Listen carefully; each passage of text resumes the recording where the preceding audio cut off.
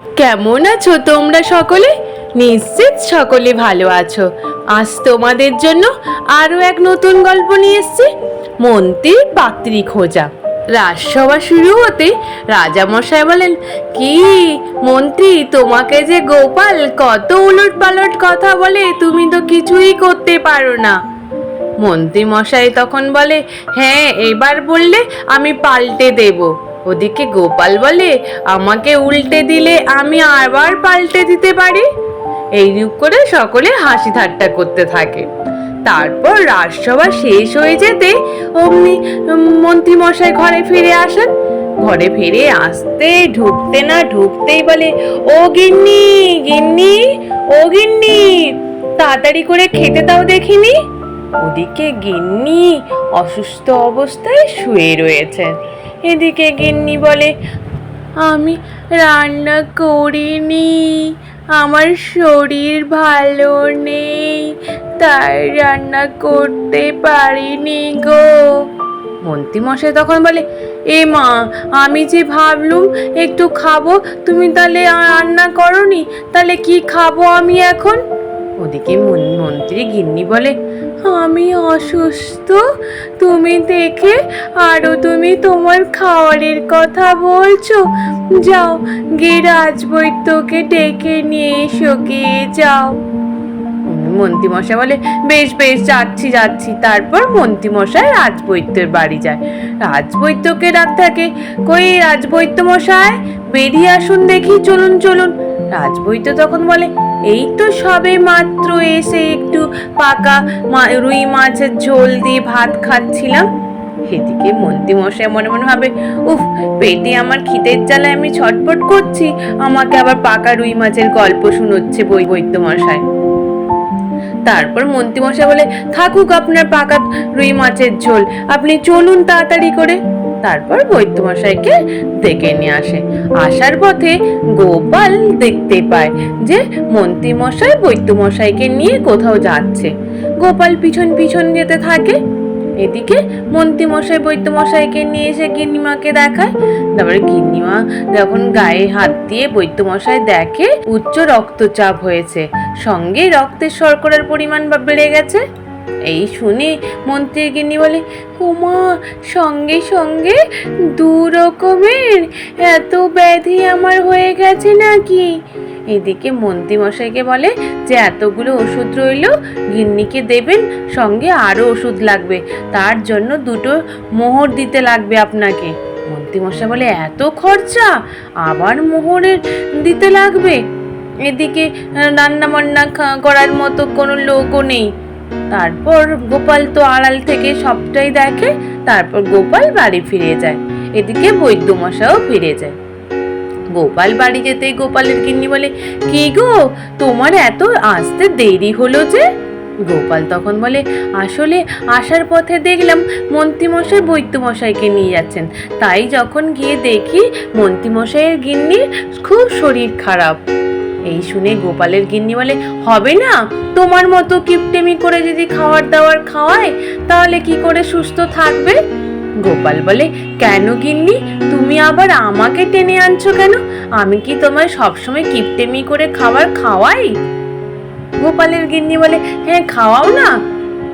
গোপাল বলে, বেশ, তাহলে কালকেই তোমার জন্য আমি রুই মাছ কিনে নিয়ে আসবো, রুই মাছের ঝোল করে খাবে, কেমন? গোপালের গিন্নি বলে, বেশ, তাহলে তাই হবে। ওদিকে মন্ত্রী মশাই রান্না বান্না করতে থাকে। রান্না বান্না করতে করতে বিরক্তি হয়ে শেষে মন্ত্রীর গিন্নিকে বলে, শোনো শোনো গিন্নি, চলো চলো চলো। গিন্নি তখন বলে, কোথায় নিয়ে যাবে তুমি আমায়? মন্ত্রী মশাই বলে, চলো, তোমাকে আরো ভালো চিকিৎসালয়ে নিয়ে যাব চিকিৎসা করার জন্য, আর আমার ভালো লাগছে না, আমি পারছি না রান্না বান্না করতে একা একা। তারপর মন্ত্রী তার গিন্নিকে নিয়ে গরু গাড়ি করে যেতে থাকে। অমনি মন্ত্রী গিন্নি বলে, উফ, আর পাচ্ছি না, কোথায় নিয়ে যাচ্ছ তুমি আমায়? চিকিৎসালয়ে নিয়ে যাবে বললে, এখনো কি চিকিৎসালয়ে পৌঁছতে পারিনি আমরা? তারপর হঠাৎ যখন দেখে মন্ত্রীর গিন্নি মন্ত্রীর শ্বশুর বাড়িতে নিয়ে পৌঁছায়। অমনি মন্ত্রী গিন্নি বলে, এ কি গো, তুমি আমায় কোথায় নিয়ে এলে? এটা তো আমার বাবার বাড়ি। তুমি যে বললে চিকিৎসালয়ে নিয়ে যাবে বলে, তাহলে তুমি আমায় এখানে নিয়ে এলে কেন? মন্ত্রীমশাই বলে, হ্যাঁ, তোমাকে তোমার বাবার বাড়িতেই ছেড়ে দিয়ে গেলাম। আমি আর তোমাকে নিয়ে যাব না। আমি নতুন করে বিয়ে করব। এই অসুস্থ রুগ্ন মানুষকে নিয়ে আমি আর ঘর করতে চাই না। মন্ত্রী গিন্নি বলে, এ কি গো, তুমি কি কথা বলছো?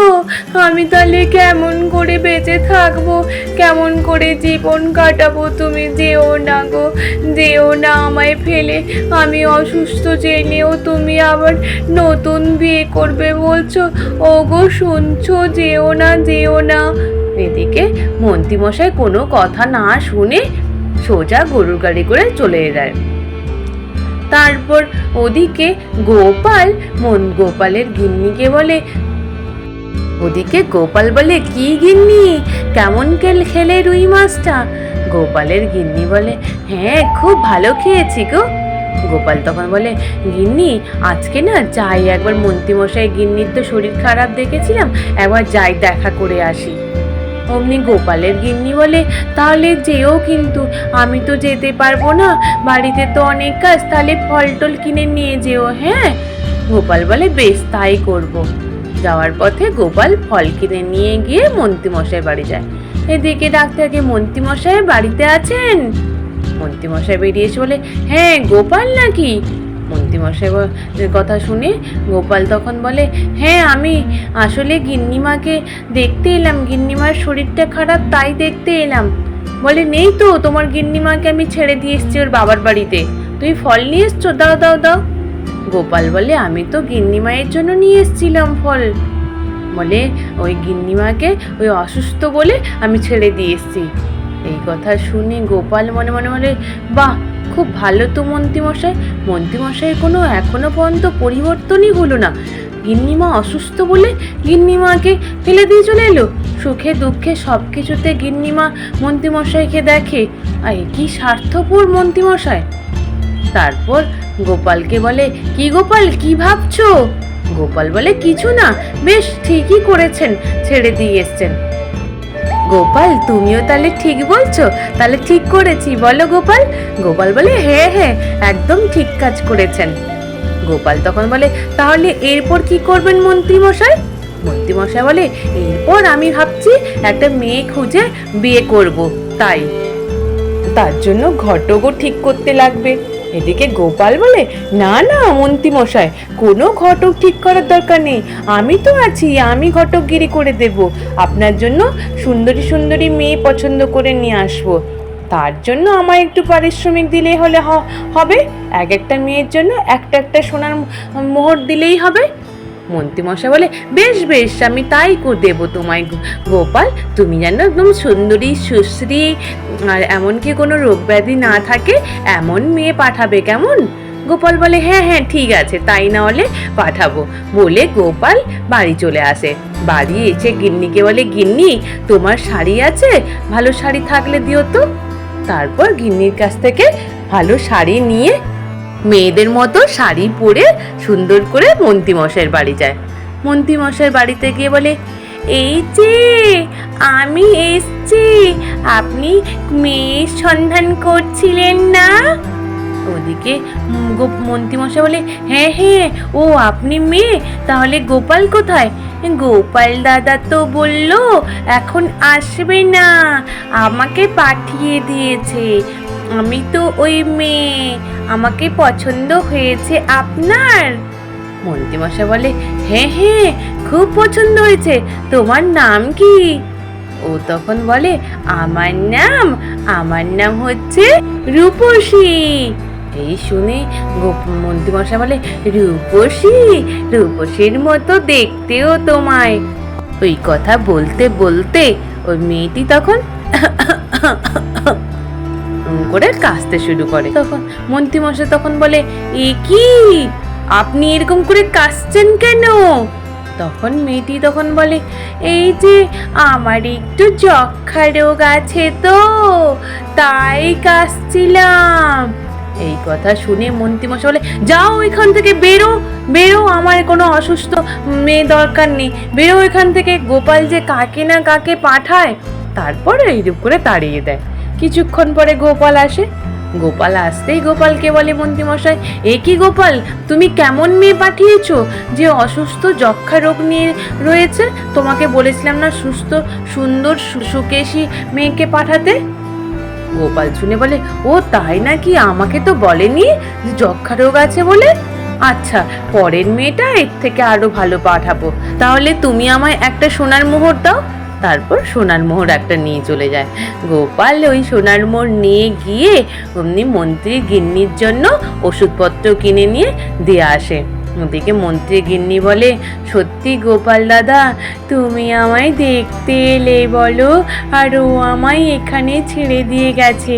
গোপাল বলে, গিন্নিমা, তোমায় কোনো চিন্তা করতে হবে না, সমস্ত কিছু মন্ত্রীমশাই ট্যাকের পয়সা দিয়ে আমি ওষুধপত্র কিনে দিয়ে গেলাম, আর মন্ত্রীমশাই নিজের থেকে এসেই আপনাকে নিয়ে যাবে, আপনি নিশ্চিন্তেই থাকুন। তারপর বলে গোপাল চলে আসে। গোপাল এসে পুনরায় পরের দিন আবার গিন্নিকে বলে, ও গিন্নি, তুমি আমাকে একটা সাদা থান শাড়ি আছে নাকি, দাও না। গিন্নি বলে, কি যে কেলেঙ্কারি তুমি করছো রোজ রোজ শাড়ি নিয়ে, বুঝে উঠতে পারছি না, দেখি তোমার মায়ের কোনো শাড়ি আছে কেন কিনা সাদা শাড়ি। তারপর বের করে একটা সাদা শাড়ি দেয়।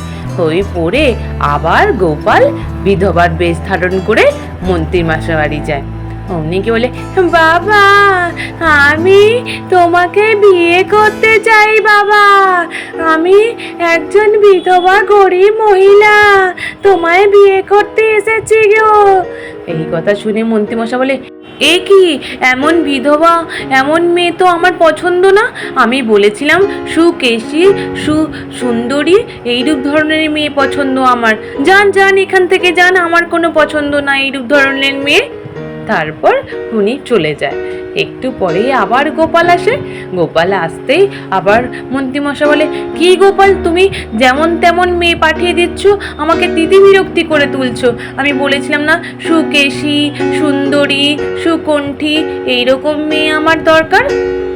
মন্ত্রীমশাই কথা শুনে গোপাল তখন বলে, এখন তো মেয়ে পাওয়াই যায় না, আসলে বুঝেছেন মন্ত্রীমশাই, মেয়ে পাওয়া খুব মুশকিলের ব্যাপার।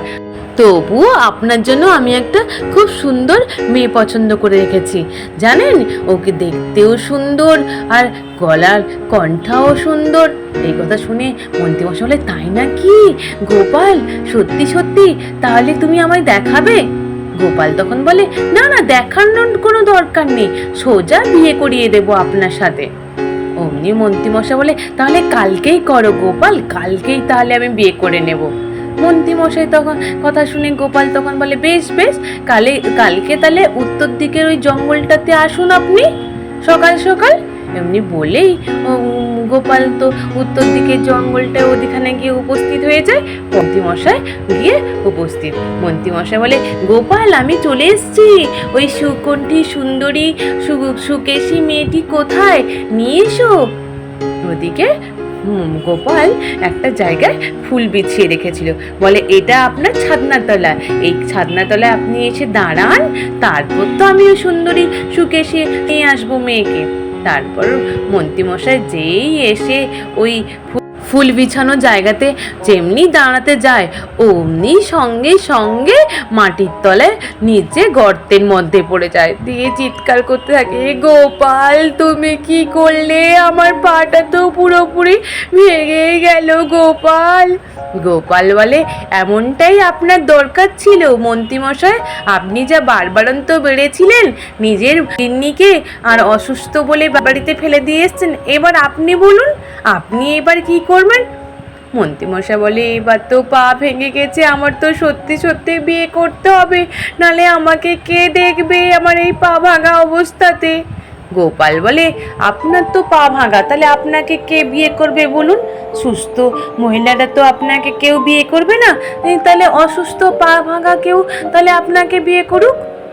এদিকে মন্ত্রীমশাই বলে, যার পা ভাঙা সে কি আমায় দেখতে পারবে, তুমি তাহলে যাও যাও আমার গিন্নিকে নিয়ে আসো গোপাল। গোপাল বলে, আপনার গিন্নিকে তো আমি আনতে গেলে আপনার গিন্নি আসবে না, চলুন চলুন আমার কাঁধে হাত দেন, আমি আপনাকে নিয়ে যাচ্ছি, আপনি আপনার গিন্নিকে নিয়ে আসুন গিয়ে। তারপর নিয়ে গিয়ে অমনি মন্ত্রী গিন্নি বাড়ি নিয়ে যায়।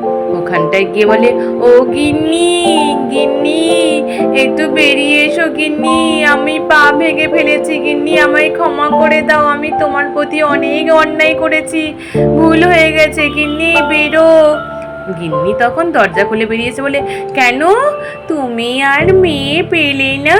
শেষ পর্যন্ত তুমি আমার কাছে এলে, এখন তুমি অসুস্থ বলে, তাই না? আর অমন করবে তুমি আমার সাথে? মন্ত্রীমশাই বলে, না না গিন্নি, ক্ষমা করে দাও গিন্নি, আমি খুব ভুল করেছি গিন্নি, চলো চলো তুমি আমার সাথে চলো। তারপর মন্ত্রীর গিন্নিকে নিয়ে মন্ত্রীমশাই বাড়ি ফিরে যায়। তারপর মন্ত্রীর গিন্নি মন্ত্রীর সেবা শুশ্রূষা করতে থাকে, এদিকে ভাঙা পায়ে অমনি গরম সেঁকও দিতে থাকে, আর মন্ত্রীমশাই তো চিৎকার করতে থাকে। আজ এই পর্যন্ত। নিশ্চিত তোমাদের সকলের ভালো লেগেছে। আর যদি ভালো লেগে থাকে তাহলে একটু লাইক আর সাবস্ক্রাইব করে দিও। আর তোমরা সকলে ভালো থেকো, কেমন? টাটা।